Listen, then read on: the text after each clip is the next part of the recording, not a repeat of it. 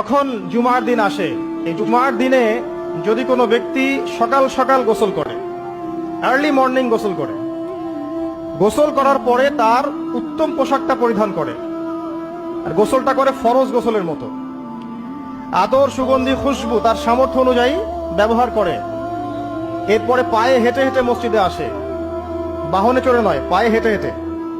যদি আপনি অনেক দূরে থাকেন সেটা আলাদা কথা। এবং ইমামের কাছাকাছি বসে, মসজিদে আসার পরে যতটুকু সম্ভব হয় সুন্নত পড়ে নিল, নফল পড়ে নিল, এরপর ইমামের কাছাকাছি এসে বসলো, ইমামের খুতবা শ্রবণ করে মনোযোগের সাথে। খুতবা শ্রবণ করার সময় কাউকে কষ্ট দেয় না।